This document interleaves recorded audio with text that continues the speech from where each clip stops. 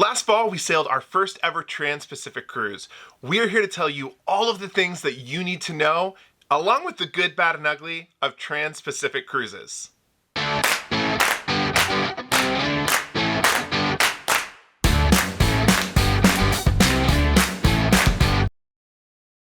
Hey everybody, I'm Jordan. And I'm Jared. And this is JJ Cruise. Today we're talking all about Transpacific Cruises. We're giving you all the information that you need to know if you are sailing on a Transpacific cruise, answering some of your most frequently asked questions, letting you know who a Transpacific cruise is even for, and sharing with you, of course, our good, bad, and ugly. You're going to want to watch till the end for all of the cruise tips, tricks, and hear from us about the things we wish we would have known before taking this Transpacific cruise. Before we get into all of the good, bad, and ugly, as well as what you need to know, please, we invite you to hit the subscribe button. It's free to you, means the world to us, and it's something that all we do is talk cruise. So if you love cruises, please join us for the ride and watch all of the upcoming videos by being notified with that notification bell as well. As we start to talk about Transpacific cruises, we need to just answer the question, what is a Transpacific cruise?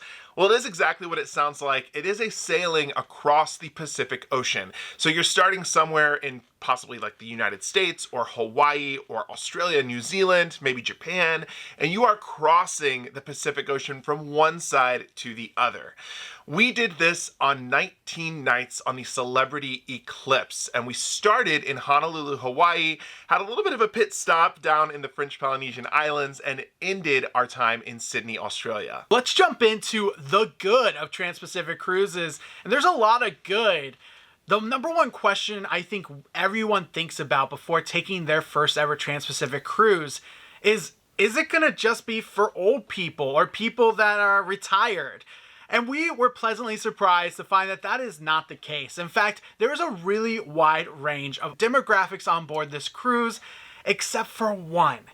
That one, of course, being kids. There are not a lot of kids on this Transpacific cruise, and we feel like that is a very realistic expectation for your Transpacific cruise. Since it's so many nights and during the spring or the fall, it is usually while school is still in session. So you can prepare to have a good mix of people on board, but all adults and very few kids. So maybe not the best for a family, if you will, going on a cruise. As a point of reference, Jared and I are both in our 30s. So we actually felt right at home with the crowd that was on board. There were people that were a little bit younger than us and people that were older than us.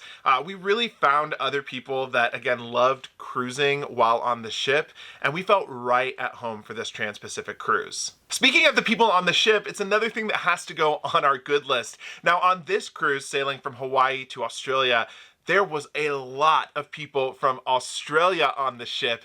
We were a little bit surprised by this because we were coming from the US, but we shouldn't have been. The people from Australia were amazing. It was our first time around a lot of Aussies, and we really fell in love with people from that country. They not only knew how to have a great time, they were just some of the most friendly and welcoming people that we've ever cruised with. We have cruised cruises in the past with people that, well, weren't so friendly, and this was the polar opposite. The people on board were amazing, and the vibes were always good, day and night. This goes into the next question, which is, are Transpacific cruises boring? With all those sea days, we had 12 sea days on this cruise alone. Was it a boring cruise? And that is absolutely not the case. There was plenty of activities on board and very unique activities to Transpacific cruises. For example, we came out of Hawaii, so there was actual lei making classes. There was hula dance lessons every single day. We had a hula dance instructor instructing us how to do a different type of Polynesian dance. It was really fun to see all these different activities on board, and really never had a dull moment while at sea.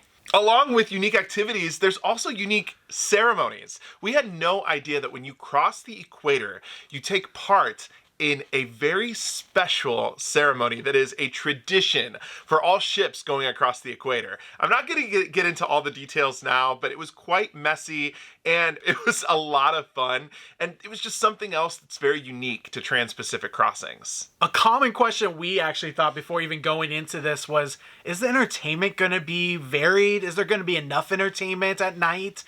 You know, usually you have 1, 2, maybe 3 shows for a 7-night cruise and then some variety acts. So we didn't know, is this going to be full on schedule or is there going to be a lot of nights where there's no entertainment at all? We were pleasantly surprised to see there is entertainment every single night. They bring on variety performers as well as other kinds of production shows such as cabarets to really make sure that you have entertainment throughout your entire cruise, and all the entertainment was fantastic. Like we said, we were on the ship for 19 nights, and something we were wondering when we were getting on board is, does the food stay fresh? 19 nights is a long time to get food loaded up for passengers, but what we found was they loaded food on at every single stop.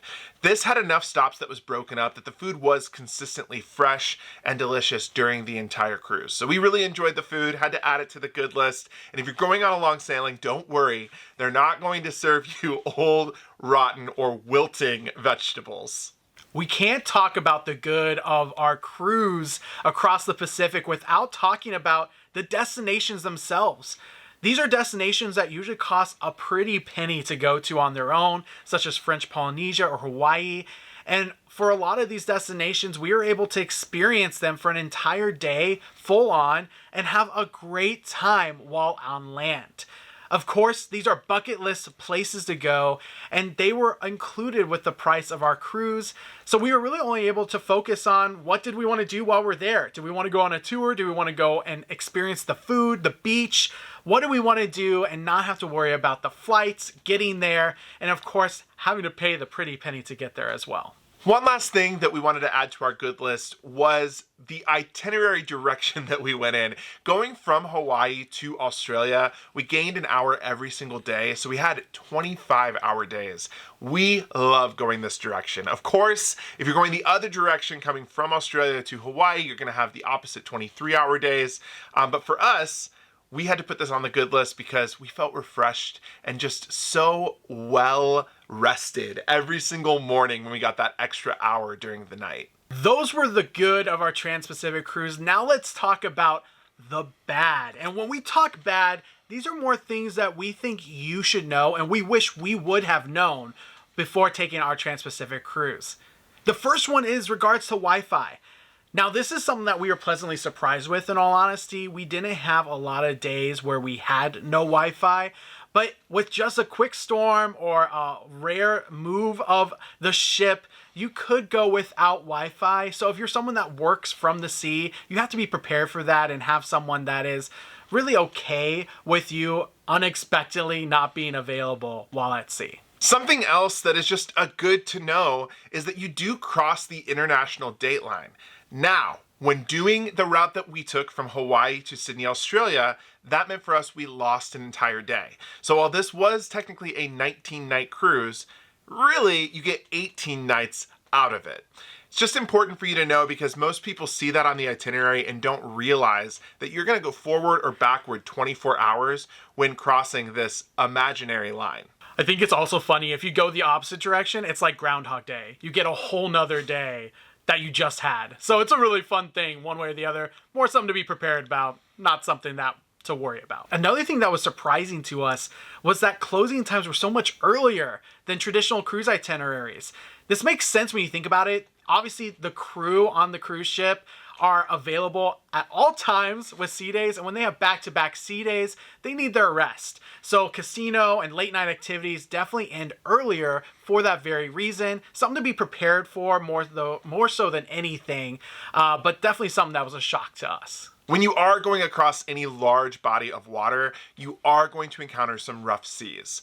Honestly, on our sailing, we were surprised at how good the water was, but once we got over to like the Tasman Sea or closer to Australia, we definitely had some very rough waters.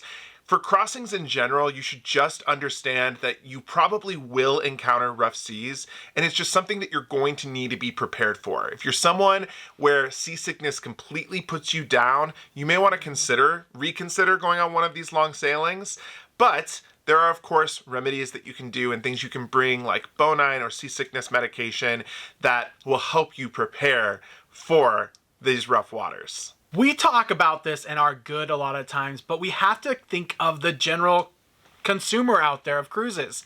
You have to be prepared for a lot of sea days. So if you are someone that can't take being on a cruise ship for 5 days straight at sea, sometimes longer depending on your itinerary, this may not be for you. This is, of course, something we love, but we had to put it on our things you need to know and could be a really big bad thing for you if you don't like a lot of days at sea. Our last piece of advice here on the bad side, before we tell you our ugly, is that of being prepared for port days that fall on Sundays.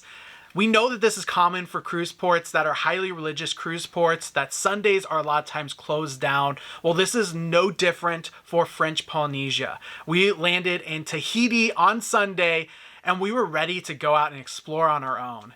Well, we had the rude awakening that everything seemed to be closed. Now, there might be a market open here or a restaurant there, but in general, we had to find a tour that was still operating. Otherwise, we wouldn't have been able to do much while in Tahiti. It's something you should be prepared for and know in advance. Definitely plan an excursion, or just be aware that you might just have a beach getaway and that's it. Now it's time to talk about the ugly, and the ugly for the first time ever actually has to do with country requirements. Now, on the particular itinerary that we went on from Hawaii to Australia, there were some essential documents that you needed, including visas to enter the country of New Zealand and Australia.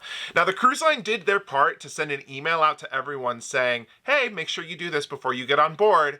However, many people missed that email and did not get on the ship with the proper documentation and visas that they needed to get off at certain ports. This caused chaos, frustration, and ultimately anger amongst customers or the passengers that were on board who were ill prepared. Thankfully, Jared and I are travel agents, so we knew well in advance exactly what we needed when traveling over to these countries. But if we had not paid attention to communication or emails from Celebrity, you know, there's a chance that you could just get on board and not be fully prepared for the trip. This is why a travel agent is always a good thing to have when booking cruises, especially these unique itineraries. Because as travel agents, we're aware of these things and make sure that our clients are well aware as well. So our number one recommendation to prevent an ugly happening on your cruise is make sure you have a good TA. And if you need a good travel agent, we're here. We can book a cruise for you. We're happy to do so. We love cruising and we would love to book your next cruise vacation.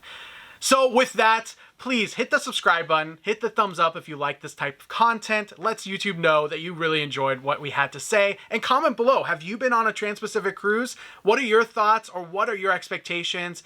We will be happy to read them and comment back with any of your questions and answers. Thank you so much for watching, and until next time, see ya!